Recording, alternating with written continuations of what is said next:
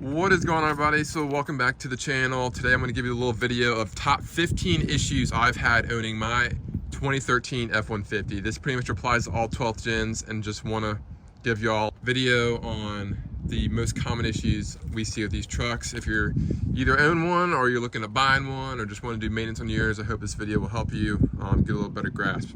So the first one, these are gonna be a little bit more targeted towards the 3.5 EcoBoost, is the weak pull. So pretty much, these intercoolers build up like some condensation, and then it gets shot into your engine, and then it causes a misfire. So to fix that, what I did was you drill the little weak pull in the bottom right corner. Look up videos on that. There's tons of videos out there doing that, and pretty much that's gonna help it drain any condensation that's built up inside of the intercooler and not get sucked into your intake manifold. So same along with the catch can, I installed the JLT catch can. These EcoBoost engines have a lot of blow by that they produce, so just getting all that gunk and catching that before it goes back into your engine is better than having it recycled, so they say, back into your intake. Another one is the timing cover gasket leak. I see a lot of guys post about this. I don't know if you can see it, if I can zoom in right there, but you're not gonna be able to see it. But pretty much down there in the bottom left front of your timing cover is like, it just looks oily, and it's just this pretty much the gasket is just leaking somewhere. It's a small leak, it's not a big deal. Don't worry about it. Pretty much you're gonna end up replacing that anyway when your timing chain goes out, because if you guys know about this engine, I'm sure you've researched it, the number one issue and the most expensive issue with these is the timing chain stretch and cam phasers going out. So you'll end up replacing the gasket with that anyway, so there's really no point in worrying about that to begin with. One more issue I had was the electronic four-wheel drive. So the second I put my truck in a four-wheel drive, it was like, it gave me a check 4x4 error. So the first common thing is to replace the transfer case motor, which is up underneath the truck. I did that, still had the issue. I pretty much just checked the wiring from the transfer case all the way up to the engine bay. And that's when I noticed I had a wire right here that was snapped. No idea how that happened. I don't know if the heat just cracked it or what, like maybe it got sabotaged. But pretty much I had to jump a wire from over here to the other side of the quick connect, because somehow one of those wires, I have no idea what wire it was, but it was not plugged in properly, so therefore I was getting the error message. So that's what that red wire is right there, is just jumping that. There are all these transmission lines that they talk about. You want to replace those, because if you live in sort of like the Rust Belt or in the north, these will actually snap and you'll lose your fluid, and then your transmission will be toast. A lot of the techs online recommend just going ahead and replacing those, so I believe that is going to be in my future, is just going ahead and replacing all the transmission lines, because they have these little crappy quick connects that seem to fail. And unfortunately, if you're not monitoring the transmission temp, you're going to be out of a transmission, because you will have no idea that it is bad. So replacing those transmission lines is crucial, and I plan on doing that in the near future. So exterior wise, the third brake light seems to be a pretty big issue. I actually upgraded the Morimoto. I've got a separate video on that. I'll link it right here. The seal behind it goes bad, and then that just starts leaking water into your cab. So you'll notice the top of your cab will be all wet in here, up in there. So making sure you go ahead and either replacing that or replacing the seal to your light. More than likely, just go ahead and replace the light, because those also get really dirty, the OEM lights, and it's a pretty cheap replacement. Back here is the rear defrost. So that is one thing you want to do, is disconnect the rear defrost. These, in this generation truck, I don't know what they were doing, but pretty much a lot of guys in the wintertime will turn it on and it'll just shatter the whole back windshield.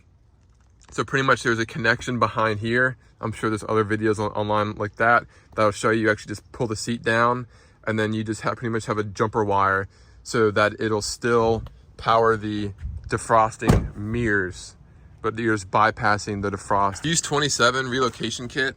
So your fuel pump relay, I believe it used to be right here, pretty much will melt in here. It'll be stranded. Your truck won't be able to start. The fuse will be melted. Most people don't know what it is.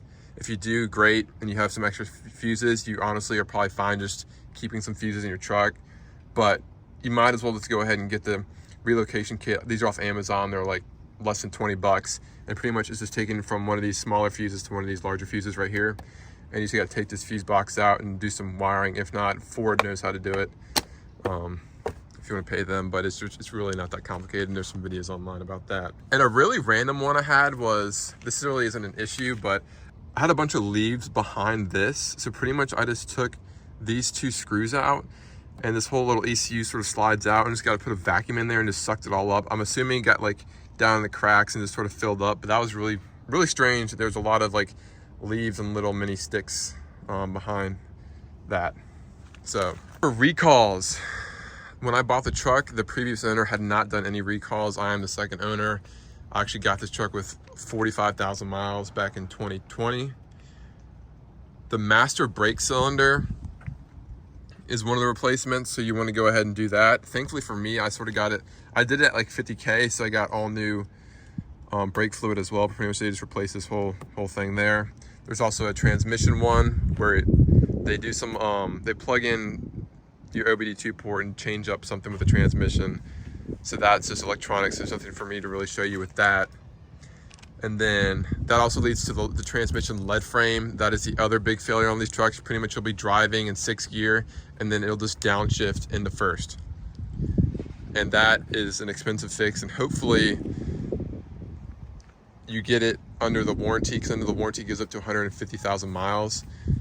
That is one of their longer extended warranties. It's been a pretty common problem. I have not personally had that yet, but I just want to throw that in there because that is a very expensive problem with these trucks, and just make sure you try to get that done before the warranty expires.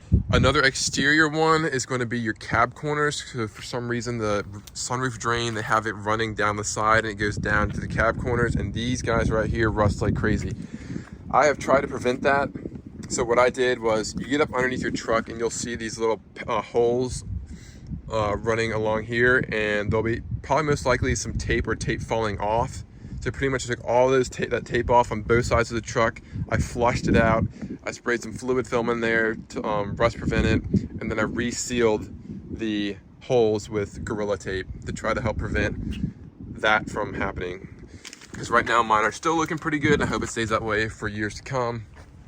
But just note of that is the cab corners do like to rust, so try to prevent that from happening if you can. The earlier you do that prevention, the better it'll last. And besides that, that's pretty much it. Some weird electronic ones I had was HYPERFLASH turning on, and I had no LEDs yet. All the bulbs were working. Not sure what causes that. I see other guys post about it too, so I thought I was just the only one. But pretty much you'll turn your blinker on and it'll just be rapidly flashing, telling you like, hey, you got a bulb out, but you really don't. I have fully LED to swap this truck out by now, but prior to that I had the HYPERFLASH issue. So pretty much you just turn that off with ForeScan. Once again, if you don't know what ForeScan is, look it up. It's pretty much just free computer software you can download and change a bunch of things. And I just turned off the warning light for the lights being out. Another weird electronic one was the Sync 2 navigation. So these trucks come with Sync 2 from factory, unfortunately, because it is from 2013, so it's not the best. My issue was the navigation, like where my truck's saying it was like off by like 1,000 feet in any given direction. So I don't know what was going on with my internal GPS in this vehicle. Not sure if others will have that same problem, but pretty much my solution was I just did the full Sync 3 swap, have Apple CarPlay, have not had any issues since, and just sort of rock and roll with that. And then one issue I currently do have is power off to save battery. I'm going to say the reason what's causing it is I have an LED light bar wired into the negative terminal, and the power off to save battery like monitor system is this guy right here. So I think it thinks it's pulling power when it's really not. And that, well, sometimes like it's so random. Like it's a brand new Ford battery. It'll randomly just say power off the safe battery, but it's really not draining at all. Have not figured that out yet. I've done a lot of modifications with the wires, so it could be something I did. I don't know. It's just sometimes it pops up on my screen when I get out of my truck. So that is that. One thing I actually had a couple days ago happen to me was I couldn't shift in the drive and anything below it. So pretty much I just took this whole piece off, and my shifter like was getting caught. So I just cleaned out around the shifter after, because this whole panel really just pops off with no screws. And then I just sort of cleaned it up, greased it up, and I was able to get back in the drive easily. So I was like, I'm glad it was not something more serious, like some sort of little piece of plastic broke inside there, because that would have probably been a little bit of a pricey fix. And then, yeah, just to top it off, doing maintenance, critical maintenance on these trucks. Change your oil every 5,000, rotate the tires every 5,000. I've done most of the fluids myself. This truck only has 90K on it, and everything's been done besides the front diff fluid, which will be done within the next couple months. And you'll be set. As long as if you take care of your truck, it'll take care of you. So just be sure to stay on top of your maintenance. I have loved this thing for the 3.5 years I've owned it now. So any other questions, drop them below. I've got a whole nother video on the truck build itself. This is more just like your, hey, these are the issues I had, most common issues with this generation truck and what I've experienced while owning it. So if this video helped, thanks for watching. Please give it a thumbs up, drop any questions, and be sure to subscribe if you're not already. Thank you.